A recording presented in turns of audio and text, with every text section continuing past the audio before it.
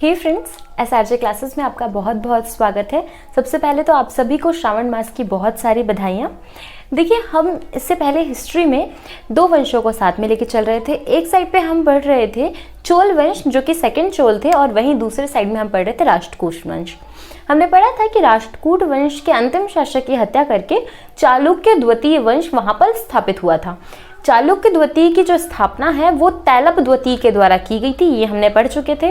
वहीं इस साइड में जब हम बात करते हैं, जो हमने पहले पढ़ा था चोल वंश स्वतः समाप्त हो गया था, उसकी किसी ने हत्या नहीं की थी, ये हमने पढ़ा था। देखिए, इसके बाद हम देखते हैं क्योंकि भारत की स्थिति क्या है।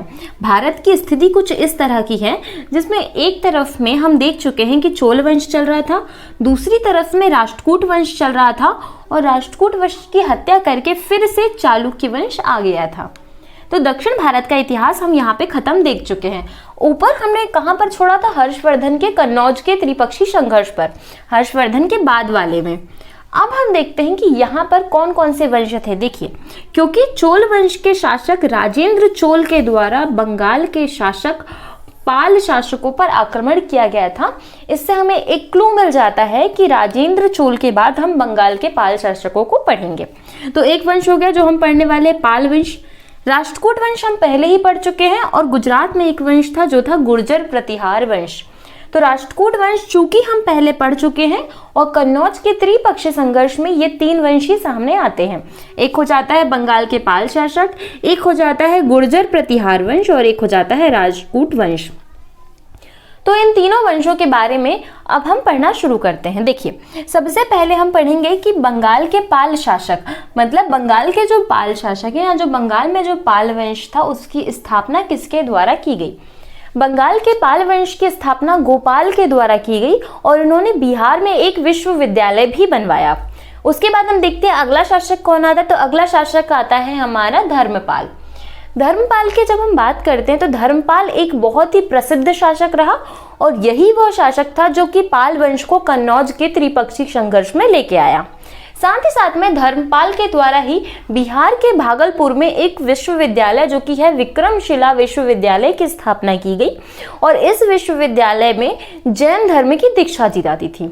और जैन धर्म की किस शाखा की दीक्षा दी जाती थी? तो ये दीक्षा देते थे ब्रिजयान शाखा की। जब हम बात करते हैं पाल वंश ने अपनी राजधानी किसे बनाया, तो उन्होंने बिहार के मुंगेर को अपनी राजधानी बनाया। साथ ही साथ में ये बंगाली भाषा का प्रयोग करते थे, और बंगाल और जो हमारा बिहार का क्षेत्र है, उस क्षेत्र पर ही पाल वंश का शासन रहा है। बात करते हैं कि पाल वंश की स्थापना गोपाल के द्वारा, अलग शासक, अगला शासक हो गया धर्मपाल। उसके बाद हम देखते हैं एक शासक आता है जिसका नाम है देवपाल। देवपाल के बारे में ज्यादा कुछ महत्वपूर्ण याद नहीं रखना, सिर्फ इसके समय में एक अरब यात्री जिसका नाम सुलेमान था, वो भारत आया था। महिपाल की बात करते हैं तो महिपाल देखिए पाल वंश का द्वितीय संस्थापक कहलाता है। साथ ही साथ में हमने पढ़ा था कि राजेंद्र चोल ने पाल वंश पर आक्रमण किया था, तो वह आक्रमण जो है वो महिपाल के समय में ही हुआ था। महिपाल बौद्ध धर्म को बहुत ज्यादा बढ़ाना चाहता था, इस कारण से इसने बौद्ध धर्म के बहुत सारे शिक्षकों को तिब्बत में भेजा था, और इस वजह से हम देखते हैं कि आज दलाई लामा भी तिब्बत में ही रहते हैं। इसका मतलब है तिब्बत में बहुत ज्यादा प्रचार बौद्ध धर्म का जो हुआ है, उसका कहीं ना कहीं श्रेय पाल वंश के शासक महिपाल को जाता है। अंतिम शासक की बात करें तो इस वंश का अंतिम शासक मदनपाल था, जो कि अंतिम शासक रहा है, और इसकी हत्या सेन वंश के शासक सामंत सेन के द्वारा कर दी गई।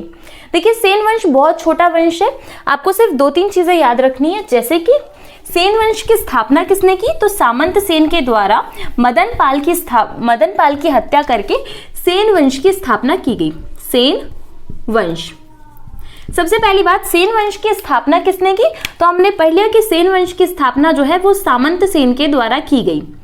सामंत सेन के द्वारा इस वंश की स्थापना की गई। किसकी हत्या करके? तो मदनपाल की हत्या करके जो है वो सेन वंश की स्थापना की गई। यहाँ पर बात करते हैं तो तीन शासकों की बात करते हैं। एक है विजय सेन, दूसरा है वल्लभ सेन, और तीसरा है लक्ष्मण सेन। विजयसेन की बात करते हैं तो विजयसेन बहुत ही प्रसिद्ध शासक हुए, परंतु इनका जो इन्होंने साहित्य का बहुत ज्यादा विकास किया। इनके समय में गंगा सागर, गान सागर और अद्भुत सागर किताबें इनके समय में लिखी गई। वल्लभ की बात करते हैं, वल्लभ सेन की, तो वल्लभ सेन के समय में ही जो है ये बहुत ही प्रसिद्ध शासक रहे और इनके समय में ही जगनिक जो थे वह थे जिन्होंने गीत गोविंद की रचना की। इनके ही राज्य कवि थे, किसके? वल्लभ सेन के। लक्ष्मण सेन के बाद यह वंश अंतिम रूप से खुद ही समाप्त हो गया, स्वतः समाप्त हो गया। इस वंश के आगे की जानकारी हमें नहीं मिलती है। अगले वंश की बात करते हैं जो है गुर्जर प्रतिहार वंश, जो कि गुजरात वाले क्षेत्र में विस्तृत था। गुर्जर प्रतिहार वंश में नागभट्ट के द्वारा गुर्जर प्रतिहार वंश की स्थापना की जाती है। 3 शासकों की बात करते हैं, एक है वत्सराज, मिहिर भोज और यशपाल। देखिए, वत्सराज जो है ये वह शासक है जिसने कन्नौज के त्रिपक्षीय संघर्ष पे भाग लिया। मिहिर भोज की बात करते हैं तो मिहिर भोज वह शासक है जो कि बहुत ज्यादा प्रसिद्ध और बहुत ज्यादा प्रतापी शासक रहे हैं इस वंश के, गुर्जर प्रतिहार वंश के। देखिए, इन्हें आप भोज से, भोज वंश में बिल्कुल भी मतलब जो हमारे राजा भोज थे उनसे कंपैरिजन बिल्कुल नहीं करना है। ये अलग शासक रहे हैं और वो दूसरे वंश के शासक रहे हैं। ठीक, बात करते हैं मिहिर भोज की, तो मिहिर भोज जो है इन्होंने ही कन्नौज को पूर्ण रूप से जीता। वत्सराज के द्वारा कन्नौज को आंशिक रूप से जीता गया था, लेकिन क्योंकि हमने पढ़ा है कि कन्नौज का त्रिपक्षीय संघर्ष था वो बहुत लंबे समय तक चला था, तो इस कारण से हम देखते हैं कि मिहिर भोज के द्वारा अंतिम रूप से कन्नौज के त्रिपक्षीय संघर्ष को जीत लिया गया। अगले शासक की बात करते हैं जो था यशपाल, और यशपाल के बाद में यह वंश भी स्वतः ही समाप्त हो गया।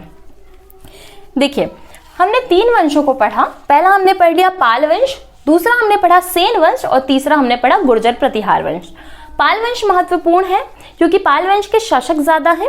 देखिए, आपको याद रखना है गोपाल जिसने स्थापना की, महिपाल, देवपाल और उसके बाद धर्मपाल, उसके बाद फिर हम याद करेंगे मदनपाल। बस इतने शासकों के बारे में आपको याद रखना है। धर्मपाल ने क्या किया? तो धर्मपाल ही त्रिपक्षीय संघर्ष में आया और यहां से देखते हैं हम वत्सराज त्रिपक्षीय संघर्ष में आए। बात करते हैं कन्नौज के त्रिपक्षीय संघर्ष की। तो देखिए, कन्नौज के त्रिपक्षीय संघर्ष में हुआ क्या था? क्योंकि हमारा ये भारत का क्षेत्र है और भारत के क्षेत्र में कन्नौज वाले क्षेत्र पे उत्तर भारत में हर्षवर्धन का शासन था, और हर्षवर्धन ने क्योंकि शादी नहीं की और इनकी कोई संतान नहीं हो और इस वजह से वर्धन वंश जो है वो खत्म हो गया, तो 3 वंशों ने इस पर आक्रमण किया। क्यों किया? क्योंकि ये जो कन्नौज वाला क्षेत्र था वो गंगा के व्यापारिक मार्ग वाले क्षेत्र में आता था, मतलब गंगा के क्षेत्र में पड़ता था जहां से सिल्क और रेशम का बहुत ज्यादा व्यापार, सिल्क या रेशम का बहुत ज्यादा व्यापार होता था। जूट और कपास का व्यापार भी यहाँ से बहुत ज्यादा होता था। साथ ही साथ में बहुत सारी धातुओं के कारण भी यहाँ जो क्षेत्र था बहुत ही महत्वपूर्ण था अन्य राजवंशों के लिए या अन्य राज्यों के लिए। तो किनके द्वारा आक्रमण किया गया? सबसे पहले नीचे हम देखते हैं कि राष्ट्रकूट वंश था। यहाँ पे बात की जाए तो गुजरात की तरफ में गुर्जर प्रतिहार वंश था। वहीं बंगाल के पाल शासकों के द्वारा कन्नौज की राजधानी, हर्षवर्धन की राजधानी कन्नौज पर आक्रमण किया गया।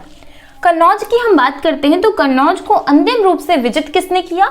तो यह संघर्ष लगभग 100 से 150 साल तक चला और 100 से 150 साल तक यह संघर्ष चलने के बाद जो कन्नौज को विजित करता है वो होता है गुर्जर प्रतिहार वंश के शासक मिहिर भोज।